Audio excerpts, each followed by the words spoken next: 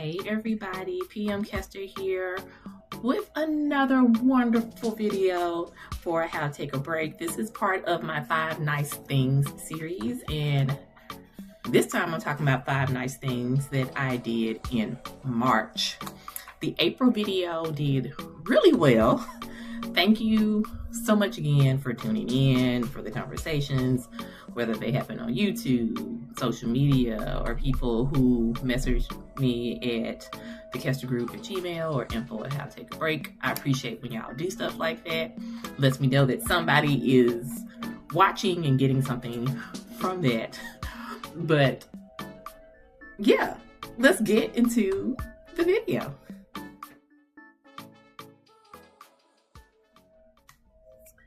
All right, I'm going to be glancing down at my notes because I really enjoy doing this video series. It really does. And one main reason is because I try to walk in gratitude and recognize that life can be super crazy. We are all going through something. And I find that when I sit down and look back over the things I've done for the previous months, it's easy to see things that, because of bad things that have happened that have maybe be at the front of my mind, they cloud out the good things that have happened to me, or the things that I actually did well, or hey, you did something really hard. And that just can be overlooked so much because the bad things can often be louder than the good. Hopefully that makes sense. So I enjoy kind of sitting in stillness or flipping through my phone and just thinking wow, these are some really cool things that I did during this month. And I'm so grateful that I had the opportunity to do them. So hopefully this encourages you to start thinking about your life like that, each month like that.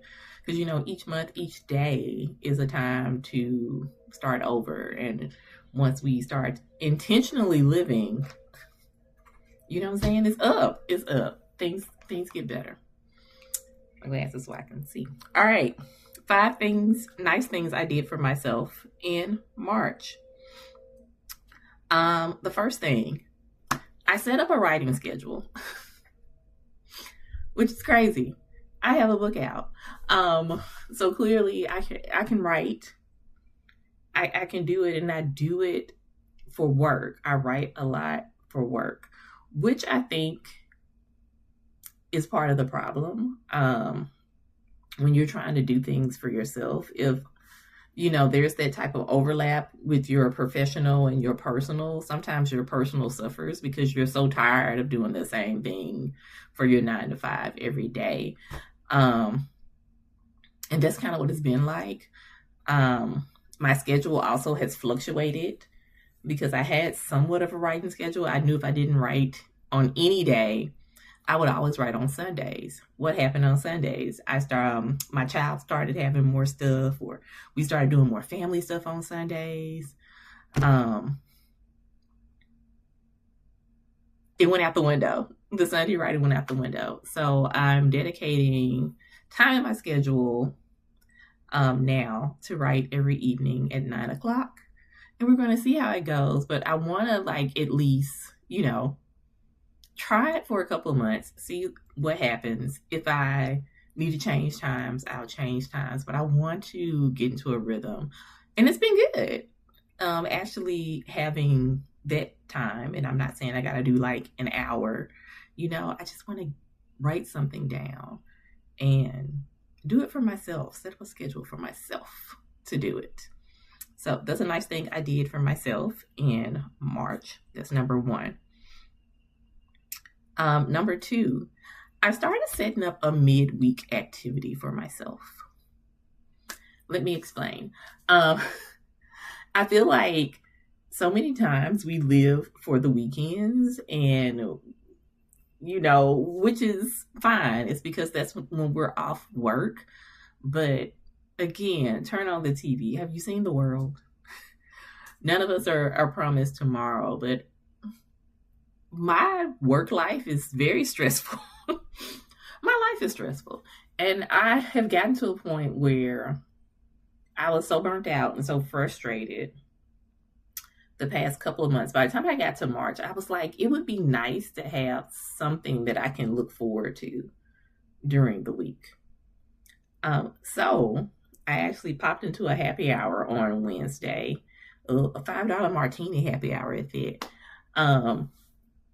and made friends with people there. And now I pop in there like on Wednesdays, and it's something great to look forward to. I meet somebody, like I see the same people. The bartender now knows me. Interesting conversations, networking, whatever. But it gives me like a little something to look forward to on Wednesday. I feel like it breaks up the week. Like, okay, I'm going to see people, cool people, hang out with people. I'm inviting friends this week to the happy hour with me, because I'm just like, y'all, let's go. Let's get up. Let's break up the week. Let's stop going, oh, I'm too tired, or I'm already sad and burnt out. Let's start giving ourselves something to look forward to. Because we try to cram everything into the weekend, and then we're too tired on the weekend and we end up disappointed. Let's take a break in the middle of the week. Let's find something to look forward to. Doesn't have to be happy hour. 2-hour walk, well, hour walk, whatever. Maybe it's like a midday walk to go get matcha. Something to look forward to on Wednesday. I think that's so important. It's like reviving my week. I love it.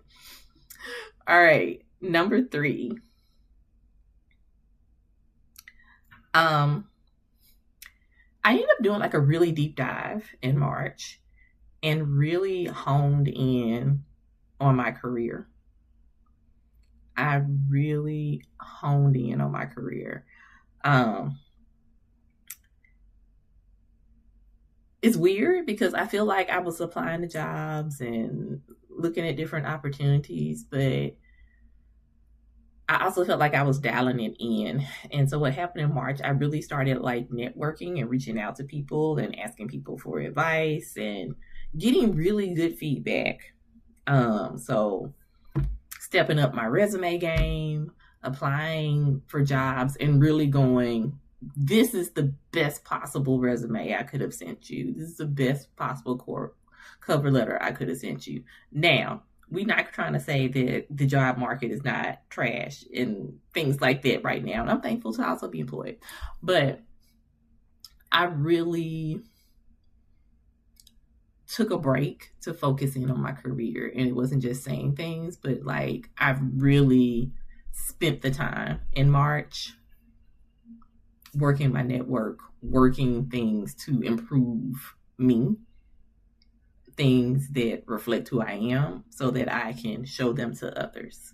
And I'm proud of myself. And so that was like a very nice thing, a necessary thing that I did for myself in March. All right. So we talked about setting up a writing schedule, a midweek activity, focusing in on my career. Another thing I did, I spoke up for myself. And it was such a nice thing. And I spoke up for myself at work, because so many times we go along to get along. Go look at my career videos, because I think I've talked about things like this over there before. But I do feel like a lot of us are going along to get along now because of the economy. And I don't know if it's because I'm hitting 45 and my tolerance is here. But I spoke up for myself in a very nice and professional way. And I feel like I grew 3 feet. I felt so much better. And it was such a warm thing, a nice thing to do for myself. And again, it ended up going hand in hand with getting myself together and really focusing in on my career. Yeah, I think that's a hand in hand thing that really works together. Yeah. All right. The last nice thing that I did for myself was I hosted a workshop. In support of my 30-day intention journal. You can get the digital version on my website. Why this is a nice thing? Because I have 5011 jobs. Also, this is a product. This journal is old. I did this a couple of years ago, and it's actually been one of my best-selling journals. People love it. But I have gotten in my head over the years on whether people will come out and support events. I also wanted to have events, but also not trying to go broke having events because, there's a cost for like space and printing things out. Like I had to print out copies of the journal because everyone got a copy of the journal. And, you want to have snacks and stuff. Like I really want people, I want to show people that attend my appreciation for them coming. And to really relax and unwind. And everyone did that. It was such a powerful event. People were so moved. Like people end up staying like 40 something minutes after the event, which was like crazy, but like they were just so locked in with the conversations and building community. And I was so proud of myself because I listened to myself. A couple of months ago, I was journaling about my year and what I wanted. And the thought crossed my mind was like, I want to host a couple of events. I'm going to step out. I'm going to be bold. And these are bold things that I'm doing. And boldly is my intention for the year. And I went and I hosted an event and it went great. And so I'm so happy. It was such a nice thing to do for myself, believing in myself, walking in boldness, and people enjoyed it. And y'all should get that journal, check that journal out, and let me know if you're in the Atlanta area, or even if you're not, if you'd be interested in attending like an online event, and we can go from there. All right, 5 nice things I did for myself in March. Number 1, set up a writing schedule. Number 2, set up a midweek activity. Number 3, focused in on my career. Number 4, spoke up for myself. And number 5, held a workshop. Drop a comment. Let me know if any of this resonated with you. And what is one nice thing that you did for yourself in March? And what's a nice thing you're going to do for yourself in April? Because April will be over before you know it, y'all. This year, 2026 is getting up out of here. Okay? Until next time, I want you to find a little time to take a break.